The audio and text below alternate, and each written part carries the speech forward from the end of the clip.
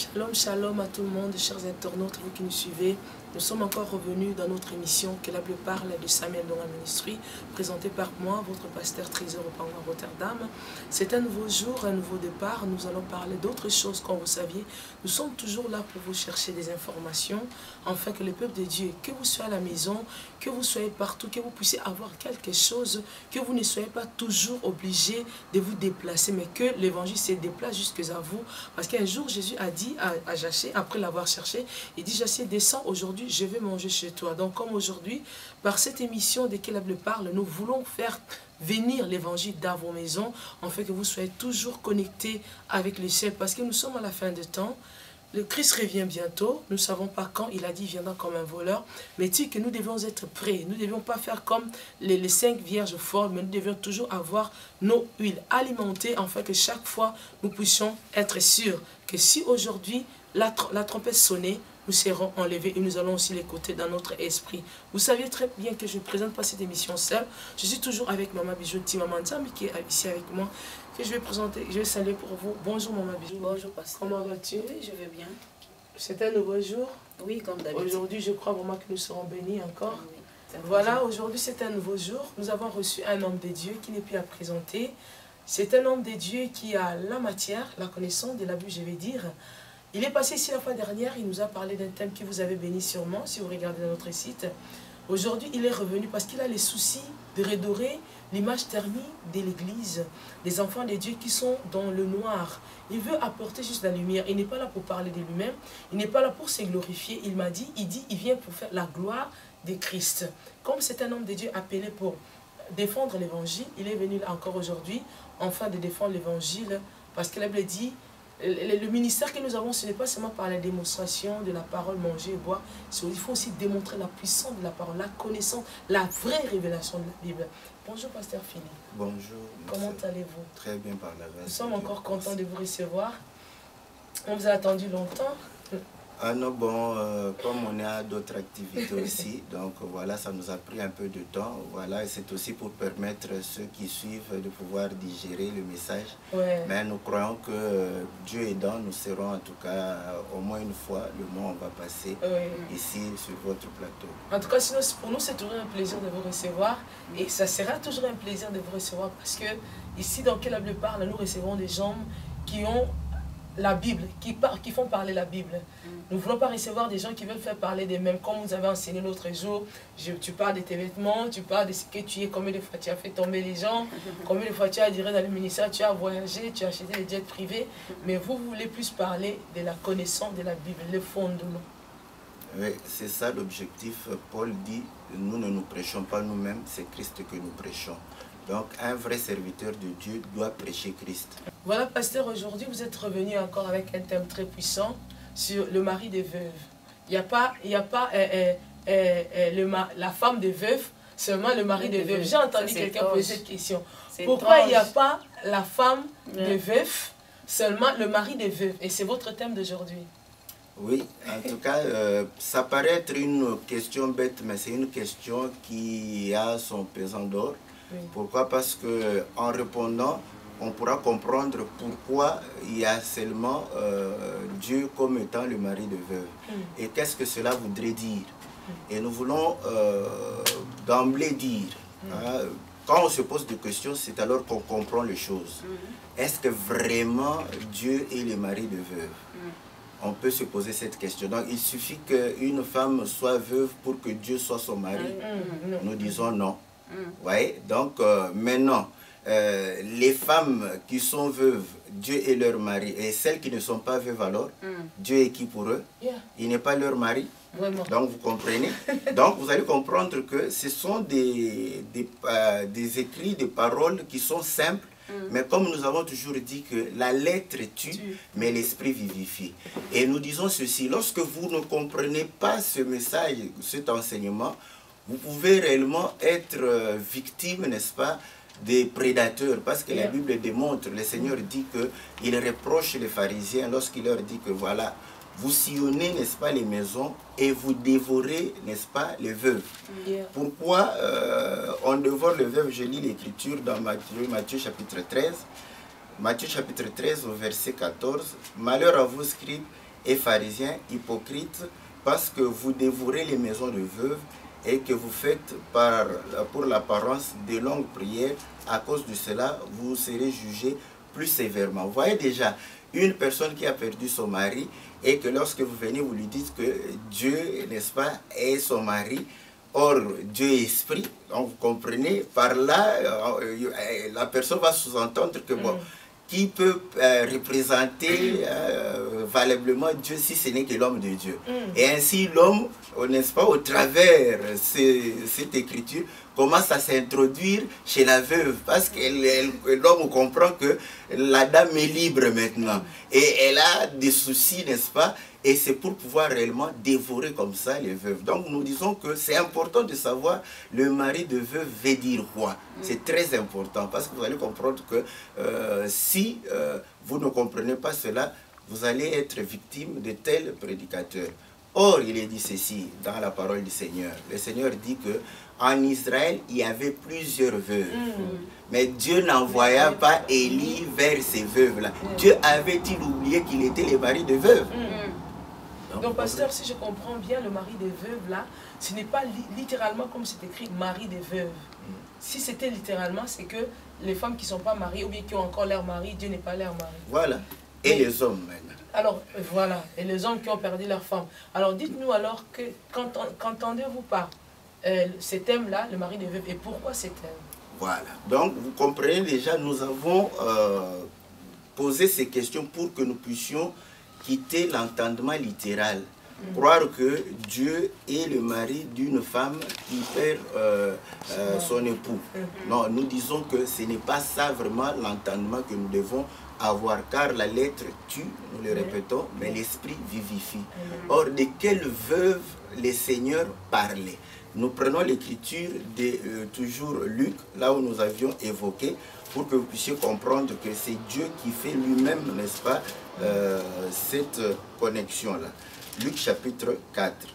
Le Seigneur dit ceci au verset 25. Je vous le dis en vérité, il y avait plusieurs veuves en Israël du temps d'Élie, lorsque le ciel fut fermé 3 ans et 6 mois et qu'il y eut une grande famine sur toute la terre.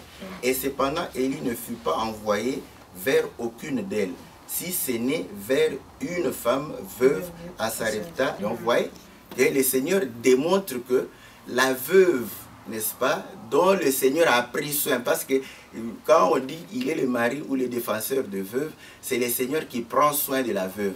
Le Seigneur va prendre soin d'une veuve qui était à Sidom, à Sarepta. C'était une veuve étrangère. Est-ce que vous comprenez? Rappelez-vous Matthieu 15, je l'espère si je ne me trompe pas, la femme cananéenne qui avait besoin de la guérison, n'est-ce pas, de sa fille. Et le Seigneur dira que la nourriture des enfants ne peut pas être donnée aux chiens. Donc nous comprenons que cette veuve parlait, n'est-ce pas, de nous les nations. Est-ce que vous comprenez? Bon, maintenant, nous les nations, si nous sommes veuves, nous le sommes comment? C'est ça tout le monde. Si vous parlez des nations, parce que c'est par rapport à être étranger au peuple de Dieu qui est Israël. Voilà. Donc nous sommes venus d'ailleurs pour nous adhérer par la grâce de Dieu dans cet appel, dans cette vie que Israël a reçue. Voilà, donc vous allez comprendre déjà par cette écriture, le Seigneur démontre que la veuve doit avoir une explication spirituelle qui peut représenter quelque chose. Ici, la veuve est en train de représenter, n'est-ce pas, l'Église des nations qui va recevoir, n'est-ce pas, la parole. Et c'est là où nous disons aussi, nous en profitons pour dire que c'est une écriture que beaucoup d'hommes de Dieu utilisent pour pouvoir soutirer de l'argent vers le peuple de Dieu, pour dire que voilà, la veuve de Sarepta n'avait qu'un peu d'huile et un peu de pain, n'est-ce pas? Il faut s'occuper de pain. Elle était d'abord veuve.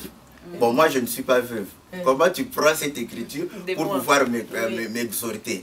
Donc vous comprenez? Donc il faudrait comprendre d'abord qu'est-ce que cela voudrait dire. Et en plus, je prends seulement cet exemple pour pouvoir comprendre qu'on ne peut pas utiliser, n'est-ce pas, la parole de Dieu pour pouvoir soutirer de l'argent. Parce que là, il va te promettre pour dire que non, voilà, quand tu t'occupes de l'homme de Dieu, Dieu s'occupera de toi. Et après, quand tu n'as pas la solution, il va te dire que ta foi a fait défaut. Dans le problème d'Élie et de la femme de Sarepta, ce n'était pas un problème de la foi de la femme de Sarepta. C'était un problème de l'obéissance seulement. Parce que cette femme, n'est-ce pas, devrait seulement obéir à la parole, n'est-ce pas, de l'homme de Dieu. Quand tu obéis, nécessairement, tel que ça s'est passé, il faut que la réponse soit aussi immédiate. Oui, parce que vous avez raison. Ça marche ensemble avec la foi. Oui, mais maman, bisou, pasteur. Est-ce qu'on peut obéir sans avoir la foi? Parce que si Dieu, par exemple, disait dans sa parole, donnez ceci à Dieu. Hein? Par exemple, comme la Bible nous dit, hein, au travers de dîmes, essayez, hein, mettez l'Éternel à l'épreuve. Pour faire ça, hein, tu as écouté, mais par rapport, pour obéir, il faut aussi avoir la foi. Je pense bien. Maintenant, toi, tu as obéi, tu as donné au pasteur. C'était la foi. Maintenant, quand tu n'as pas de réponse, lui te dit que tu n'avais pas la foi. Et tu lui crois encore. C'est ce que moi je voulais appuyer, que c'est pour dire que, moi ma question est en train de dire que pasteur, donc ces femmes-là qui donnent, la foi n'a rien à voir parce qu'elle a déjà, d'après ce que l'Écriture dit, tel que le pasteur est en train de nous expliquer, la femme a obéi à ce que l'homme de Dieu a dit. Ouais. Alors si déjà cet acte d'obéissance a été accompli, c'est-à-dire que maintenant il faut que les conséquences de l'obéissance soient manifestes comme dans cette femme. Mais pasteur, est-ce qu'il y a un problème si aujourd'hui une veuve, réellement veuve, littéralement veuve, qui se trouve dans une situation pareille, et qu'elle dit que je suis veuve, et qu'elle reçoit un homme de Dieu, qui agit tel que cela littéralement? Ne pensez-vous pas que... Parce qu'il y a certains énoncés de la Bible où ça a été comme un exemple, mais après, les gens l'ont pratiqué dans la vie courante et ça a marché. Et puis si une veuve, pareil, se retrouve avec un homme de Dieu, elle sait qu'elle est veuve, elle n'a rien, elle a son enfant et puis ils n'ont rien à manger, elle bénit l'homme de Dieu. Pensez-vous pas aussi qu'un miracle peut s'opérer? Nous croyons à tout, mais si le miracle ne s'opère pas, que l'homme de Dieu ait le courage de pouvoir se repentir. C'est ça le problème. Donc, c'est vraiment ça. Nous croyons que effectivement le miracle doit s'accompagner. Mais il ne faut pas utiliser, n'est-ce pas, ce qui s'est passé avec Élie pour pouvoir soutenir. Quand tu as besoin d'argent, tu dis seulement que j'ai besoin d'argent. Comme un serviteur de Dieu, j'ai un besoin, si vous pouvez m'aider. Mais aller soutirer les gens de l'argent, en tout cas, je crois que ça ne sera pas une bonne chose. Ayons l'exemple de Paul, qui était serviteur de Dieu, mais qui prenait soin et d'autres serviteurs et des gens qui étaient démunis. Voilà le bon exemple que nous pouvons suivre. Donc, ce n'est qu'une parenthèse. Je voulais dire ceci. Vous allez comprendre déjà que veuve doit avoir, n'est-ce pas, une explication spirituelle. Or, la veuve, c'est celle qui a perdu son mari.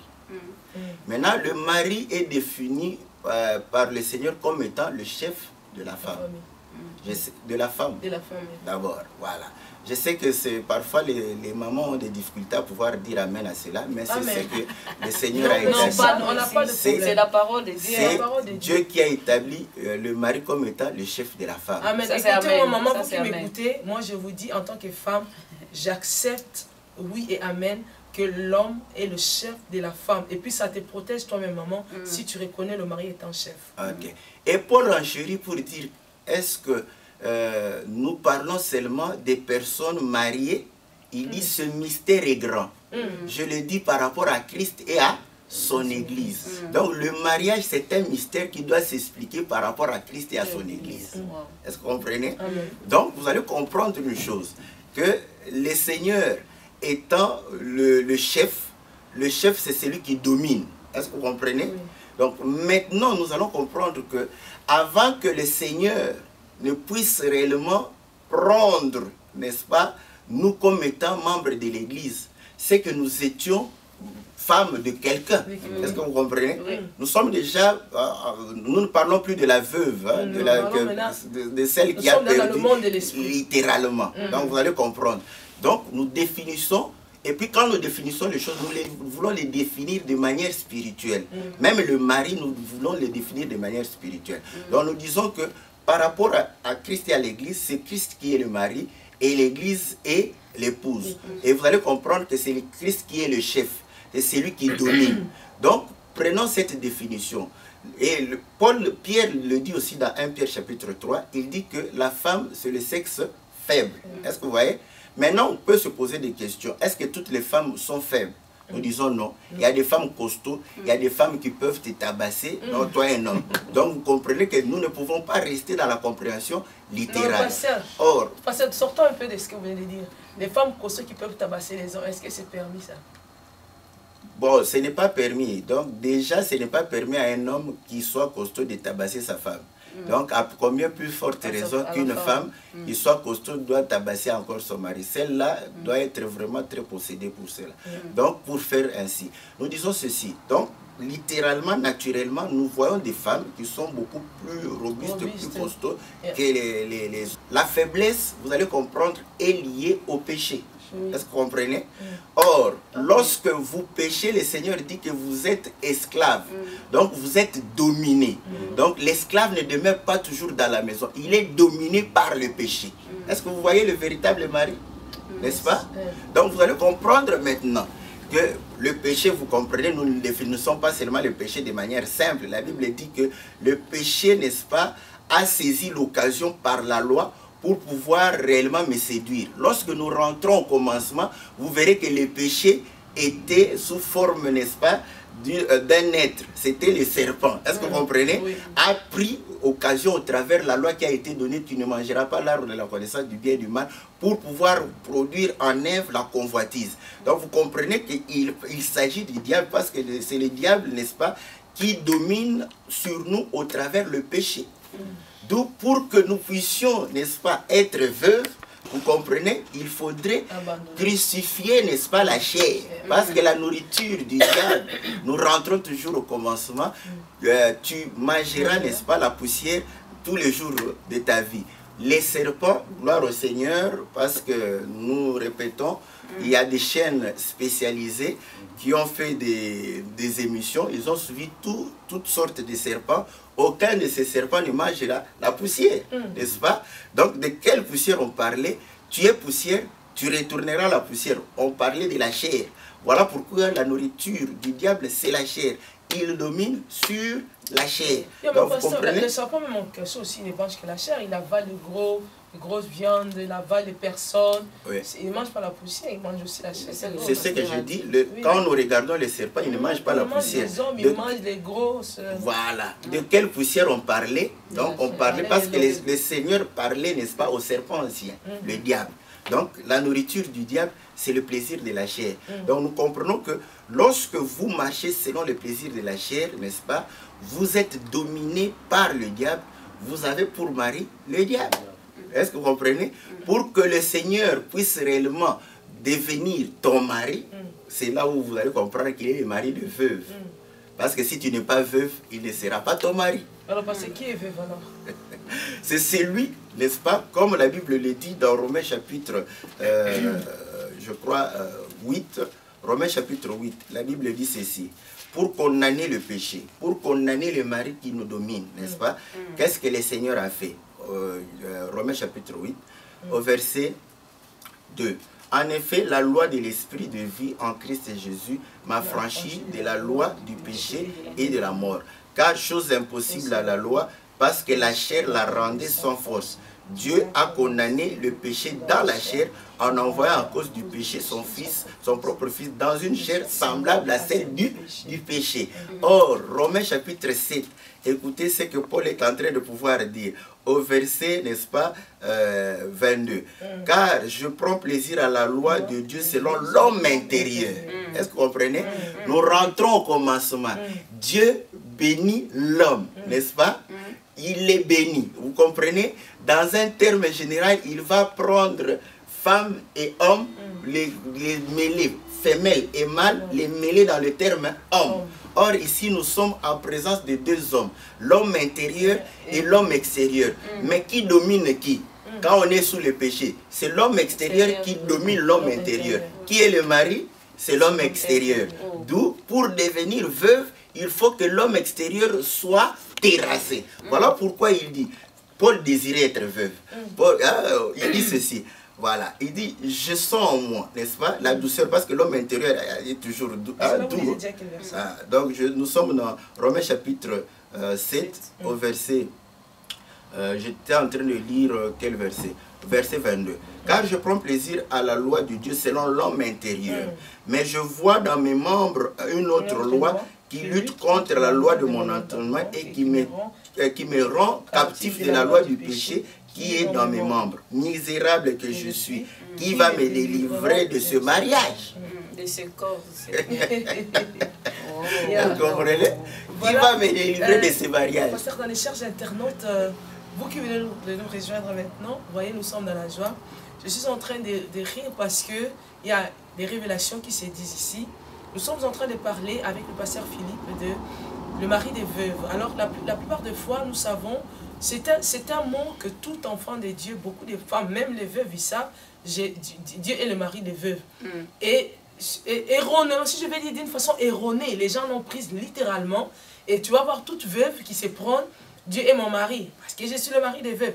Ah, ce sera ainsi tel que le pasteur est en train d'énoncer. Si réellement tu t'es séparé de l'autre mari qu'il a développé ici, c'est le diable, c'est la chair, c'est les désirs de la chair. Tu peux avoir perdu ton mari, tu peux vivre avec tes enfants seuls, mais si réellement tu n'es pas encore séparé avec ton homme extérieur, pour que tu puisses vivre de l'homme intérieur qui obéit à la voix de Dieu, tu ne pourras pas être la femme de Dieu comme les gens en pensent, pasteur.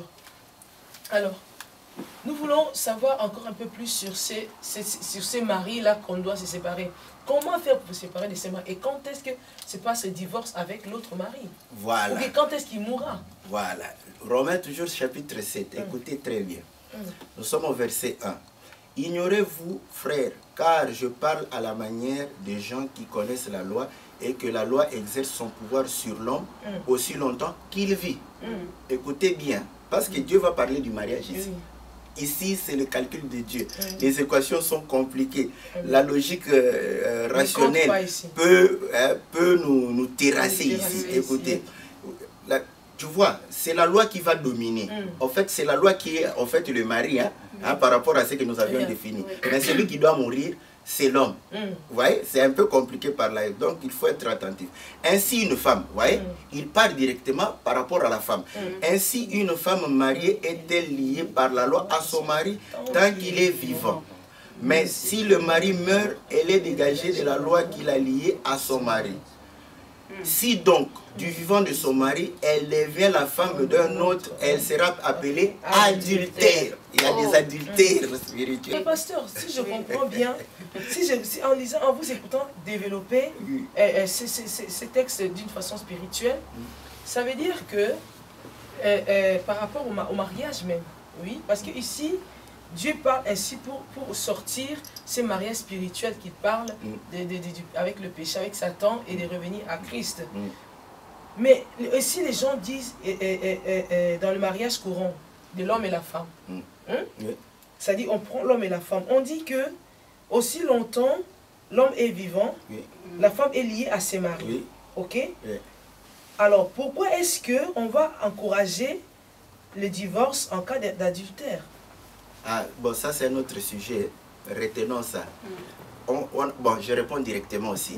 Tu vois, quand une femme commet l'adultère, elle est souillée.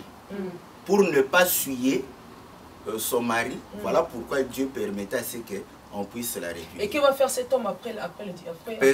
Il peut se remarier. C'est permis. Oui, parce que c'est permis. Mais on dit ici, aussi longtemps, il n'est pas... Non. La Bible dit, aussi longtemps que le mari, pas la femme. Et si le mari trompe sa femme? Bon, ça, dans la Bible, que la Bible parle. Oui. Ok? Voilà. Il n'est rien dit. Dieu s'est tu. Donc, voilà. Bien, juste. Non, il n'est pas injuste. C'est notre sujet, je pense. Il n'est pas injuste. Je réponds rapidement. Le mari qui va tromper sa femme avec une femme libre, qui n'est pas mariée, ce mari n'est pas adultère. Pour être adultère, il faut prendre la femme d'autrui. Vous voyez? Donc, c'est déjà un cas différent. Maintenant, nous allons toujours dans ton cas que le mari va tromper avec une femme d'autrui. À ce moment-là, le mari... Non, je suis en train de donner la précision parce que l'évangile de notre Seigneur, c'est aussi la précision. Donc, si un homme marié va tromper sa femme avec une femme mariée, c'est alors qu'il devient adultère. Et s'il trompe avec une femme qui n'est pas mariée? Qui n'est pas mariée, il n'est pas adultère, il est impudique. Alors qu'est-ce que la femme va faire avec un homme qui est adultère? Non, répondons d'abord, qui est impudique? Impudique ou adultère? Non, répondons question par question. Ce n'est plus de tromper seulement. Nous pensons de tromper, de quitter sa femme pour aller chez une autre. Il y a la précision. On dit ceci, quand un homme trompe avec une femme, il est impudique. Voilà, donc c'est tout. Et si tu es une femme et mari impudique? Hein? Parce que les femmes aussi peuvent être impudiques. Non, mais si nous parlons de la femme qui est bien, mais le mari est impudique. Mais oui, la Bible ne dit pas que la femme doit chasser ce mari impudique. Qu'est-ce qu'elle doit faire?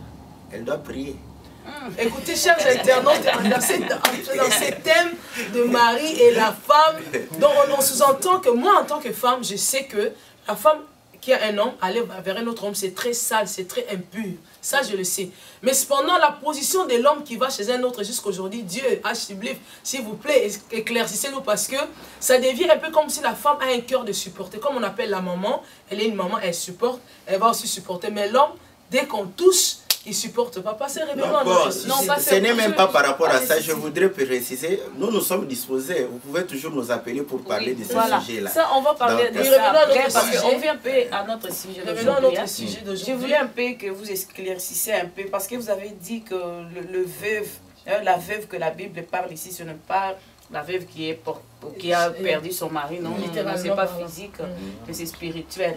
Mais comment expliquez-vous le verset que Jésus a dit aux scribes que vous dévorez la maison de veuve? Voilà. Comment les scribes, et qui est d'abord ces scribes-là qui dévorent la maison de veuve, et comment il le fait? Voilà, c'est par là où nous avons même commencé. C'est-à-dire que les scribes et les pharisiens, c'était des hommes de lettres. Ils comprenaient les choses de Dieu de manière littérale. Donc, le Seigneur lui-même dit, n'est-ce pas, dans le livre de Jean, chapitre 3, il dit que si vous ne comprenez pas les choses terrestres, comment comprendrez-vous les choses célestes? S'il y a une veuve comme ça, physique, naturelle, c'est pour que nous puissions tirer la leçon des choses spirituelles. D'où, voilà pourquoi nous disions, la lettre tue. C'est ainsi que les scribes et les pharisiens, ils sont morts, mais leur esprit se déambule toujours aujourd'hui. Vous allez comprendre que les femmes veuves, naturellement, sont la proie facile des hommes, n'est-ce pas, qui veulent s'accaparer, n'est-ce pas, d'elle. Parce qu'elle a ce souci-là, elle a ces difficultés de pouvoir s'en tirer elle-même, d'où un prédateur peut facilement venir. C'est là où nous disons que si vous ne connaissez pas la parole de Dieu, le diable profite toujours par rapport à la parole de Dieu. Donc il va saisir cette écriture, que le Dieu est le défenseur de veuves. Il va passer par là et le père des orphelins pour pouvoir s'introduire dans ta maison et commencer à pouvoir te parler. Et vous allez comprendre que par rapport toujours aux choses naturelles, Paul dit ceci, par rapport à une veuve toujours naturelle, qui peut nous expliquer la vraie veuve. Quelle est la vraie veuve? Il dit ceci dans 1 Timothée chapitre 5, au verset 3. On dit, honore les veuves qui sont véritablement veuves. Qui sont d'abord veuves. Alléluia. Ce sont des veuves spirituelles. Attends d'abord, avant d'aller... Non. Ça, c'est plus nous aimons toujours parler d'abord des choses naturelles et aller dans les spirituels. C'est parce que nous allons, vous savez que nous sommes en train de courir comme, n'est-ce pas? Oui, donc vous allez comprendre, voilà. Nous disons ceci, la veuve, il dit véritablement veuve, et il va définir, il dit si une veuve a des enfants ou des personnes qu'ils apprennent à tout exercer, tout à exercer la pitié envers leurs propres parents. C'est-à-dire elle a des personnes qui peuvent la prendre en charge.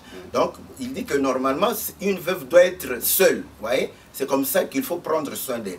Et au verset 5, celle qui est véritablement veuve et qui est demeurée dans l'isolement, vous voyez, met son espérance en Dieu, persévère nuit et jour dans des supplications et des prières. Vous voyez, naturellement, Paul démontre qu'une véritable veuve, c'est celle qui se préoccupe des choses de Dieu. Vous voyez?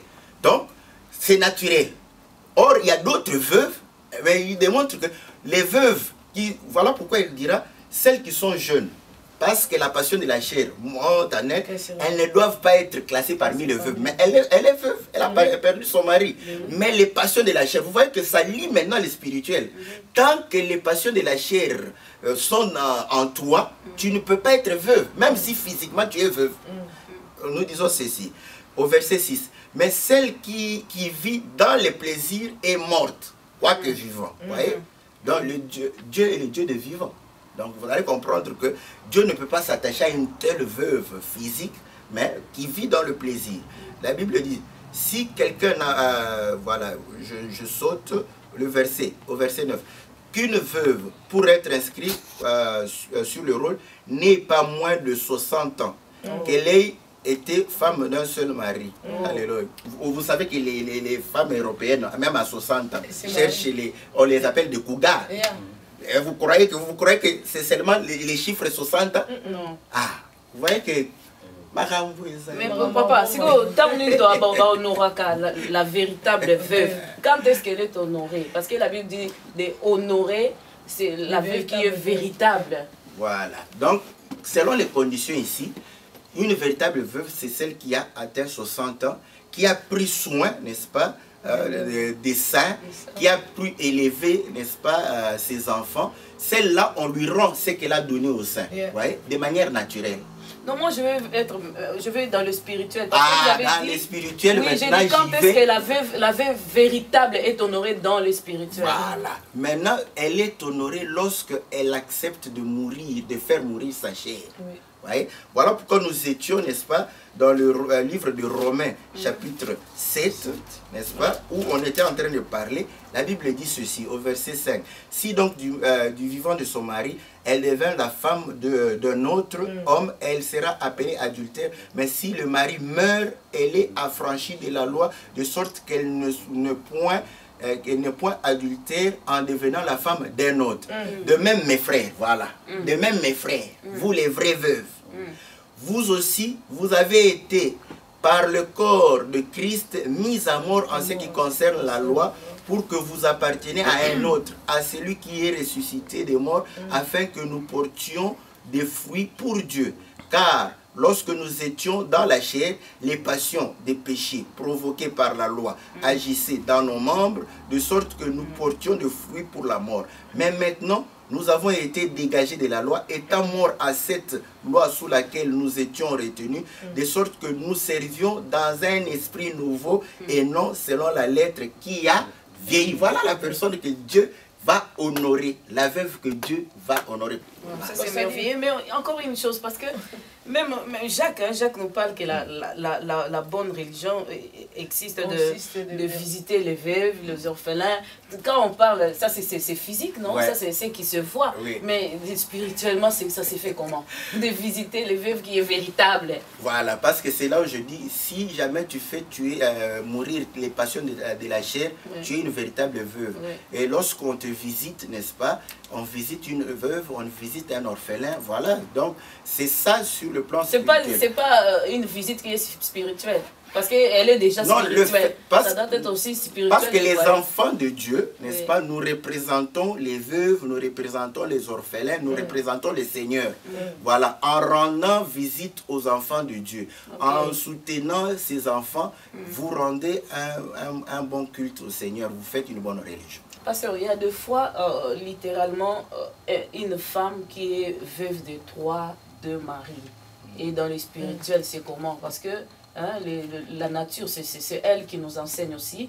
Mais une femme qui a perdu 3 maris, et par rapport au spirituel, c'est comment? Ok, bon. Par rapport au spirituel, la Bible est en train aussi de pouvoir nous dire ceci. Par rapport au songe que Pharaon avait eu, Joseph va lui dire que les 2 songes ne sont qu'un seul songe. Dieu n'a fait que répéter pour confirmer la chose.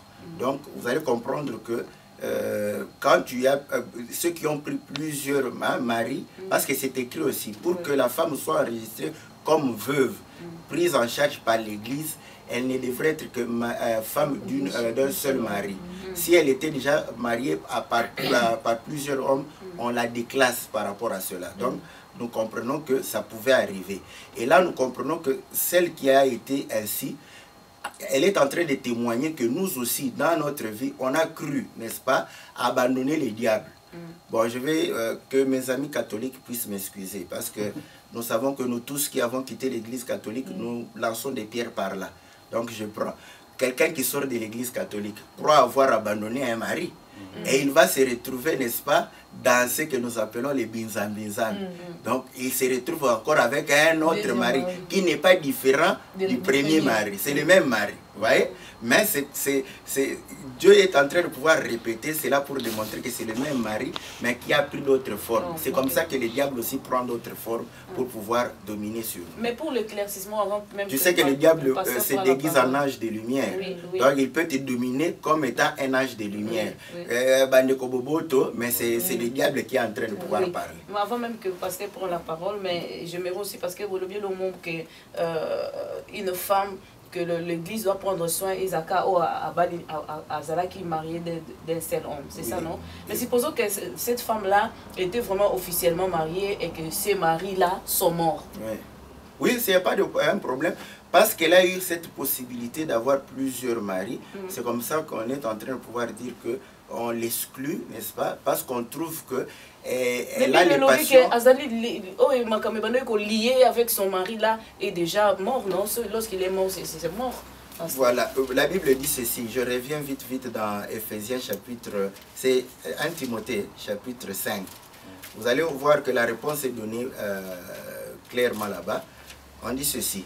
Je reviens au verset, je commence au verset 6. Mais celle qui vit dans le plaisir est morte, quoique vivante. Déclare-leur ces choses, afin qu'elles soient irréprochables. Si quelqu'un n'a pas soin des siens, et principalement de ceux de sa famille, il a renié la foi, il est pire qu'un infidèle. Qu'une veuve, pour être inscrite sur le rôle, n'ait pas moins de 60 ans, qu'elle ait été femme d'un seul mari, qu'elle soit recommandable pour les bonnes œuvres, ayant élevé les enfants, exercé l'hospitalité, lavé les pieds des saints, secouru les malheureux, pratiqué toute espèce de bonne œuvre.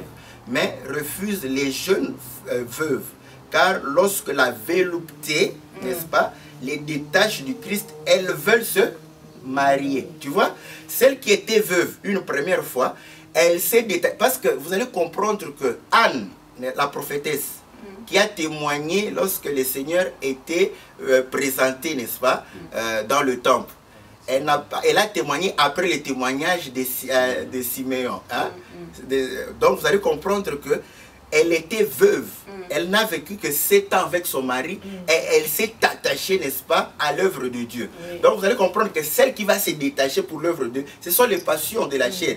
Voilà pourquoi on ne veut plus la récupérer comme veuve, parce qu'après quelque temps, elle va vous le dire, parce que certainement elle peut être belle. Donc, elle attire facilement les hommes. Alors, pasteur, nous courons derrière le temps, vraiment. Est-ce que vous pouvez nous dire votre mot de la fin?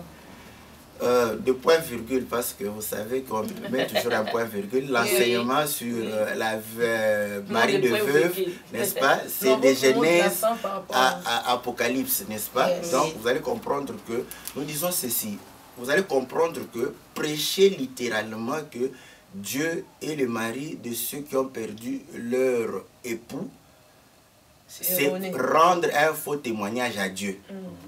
Or, les faux témoins, vous savez ce qu'on fait d'eux dans la Bible, on doit les lapider. Ouais. C'est là où vous allez comprendre que vous voulez faire comprendre les choses de Dieu aux gens de manière charnelle, terrestre et diabolique. Pourquoi je dis cela? Parce que celle qui a perdu son mari va croire qu'elle est vraiment veuve et pourtant elle ne l'est pas. Donc vous voyez, vous empêchez de telles personnes de comprendre la vraie pensée de Dieu par rapport au veuvage. Voilà, nous voulons que les enfants de Dieu, comme le Seigneur dit, mes brebis reconnaissent ma voix. Il est venu prêcher les choses du royaume. Les choses que nous croyons être simples, vous allez comprendre que cachent des mystères du royaume. Ce qui va nous permettre de pouvoir nous garder purs et saints. Vous allez comprendre qu'une veuve qui comprend cet enseignement, elle va se garder pure et non pas se dire que bon, maintenant que je ne suis plus mariée, c'est le temps de pouvoir recevoir des hommes à la maison comme je le voudrais. Vous allez comprendre que c'est vraiment ça que le souci que nous avons pour pouvoir communiquer au peuple de Dieu. Voilà, nous sommes à la fin de notre émission, de laquelle la Bible parle. Aujourd'hui, nous avons reçu le pasteur Philippe qui a parlé de mari de veuve. Il a expliqué, il a vraiment élargi la définition de le mari des veuves. Si vous êtes veuve et que vous pensez être la femme de Dieu parce que vous avez perdu votre mari, peut-être pas, vous êtes erroné. Il nous a expliqué ici, comme a posé ma collègue Maman Bijou, la question sur est-ce qu'on peut être mari de plusieurs femmes et à la fin être appelé de veuve. Il a expliqué que ce n'est pas possible. Comment cela s'est fait? Vous êtes quitté l'église maison-mère, comme on l'appelle souvent, vous connaissez. Vous quittez de là, vous allez à Binzambi, et Simbite, vous quittez de là, vous allez chez les autres côtés de l'Égypte, vous quittez de là, vous allez de l'autre côté de l'Asie, jusqu'à ce que vous puissiez trouver en fait la vraie vérité, le véritable qui est Jésus-Christ. Alors, et il dit, il faut se séparer du mari qui est Satan, afin que vous soyez comptés parmi les veuves qui est la femme de Dieu. Que Dieu vous bénisse. Si vous n'avez pas tout compris, si vous n'avez pas bien saisi le message, le pasteur Philippe est toujours welcome dans notre émission, afin de revenir pour éclaircir des choses et de vous parler encore, parce qu'il a vraiment des choses à dire. Je sais que c'est une question qui est vraiment très très importante et que vous voulez comprendre, parce que vous avez peut-être été un jour victime de ces choses, mari de veuve. Que Dieu vous bénisse. J'ai été ici béni par cette parole, et je crois aussi que chacun de nous ici est béni de la présence de chacun ici. À la prochaine, nous comptons encore vous avoir nombreux sur notre site www.samiendongaministry.com. Nous avons aussi une page Facebook qui est Samiendonga Ministry. Allez nous visiter et à la prochaine. Que Dieu vous bénisse. Au revoir.